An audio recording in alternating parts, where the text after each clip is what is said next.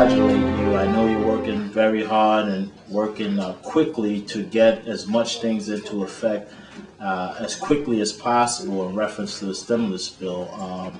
I know it's not an easy task. The other thing is I'm constantly speaking to homeowners who are just really hurt. They're losing their jobs. They're not in a position to maintain their homes. I know you're in tune with this because I listened to you the other day when you was talking about the Reinvestment Act as well in reference to the modifications. And you're absolutely correct when you say that it takes people a long time to get through on the telephone in reference to trying to get a modification agent. And people are just so stressed and depressed. I mean, it's such a situation. And I want to know, how are we really going to help these people if the banks are going to continue to regulate what can be done and what can't be done? And what do we do about the banks who didn't take stimulus money, that don't have to abide by the guidelines that you have set up? So that would be my other question to you is, how do we combat this problem with the other banks? Again, I just want to congratulate you on the presidency. As an African-American man myself, it makes me feel like I can do anything now, and I could also tell my children the same thing. And my little daughter, who's 3 years old, know who you are, and she knows who Joe Biden is. So I'm ecstatic when I hear her say that Barack Obama is the president. So I just want to congratulate you again, and hopefully we can get something across in reference to the modifications and the foreclosure business and help the people out. So I just want to thank you for this opportunity. My other concern, a very big concern, is the war in Afghanistan. I know many troops are being sent there. Last Sunday in the New York Times, there was an article that stated the Pentagon was looking now to recruit immigrants who had visas, student visas, or maybe visitors visas. They had been turned away in years past, but now the new program will probably try to recruit them. In the article, it stated that the last 4 months of the Bush administration allowed recruits who had less than a high school education and had criminal records to be recruited into the Army. That's how desperate the need is. And I was thinking to myself, if this is going to be offered, then perhaps it's a program that can be expanded to young men who was just entering the justice system.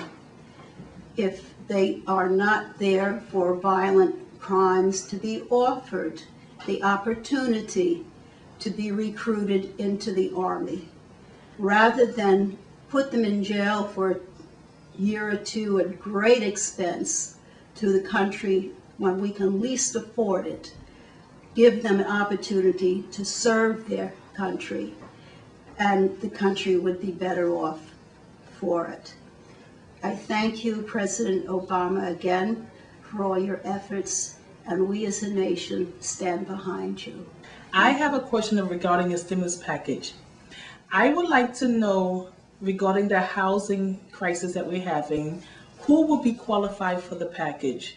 There seems to be a lot of confusion about where to go, who's qualified, and how do we get this help. It would be very helpful if the public would know how they can find out where to go and what to do. Thank you. Hi, I'm Harris Haith, the executive producer for Talk to the President Web.tv. President Obama, I want to thank you personally for the email that you sent me the other day. It was very enlightening and very encouraging.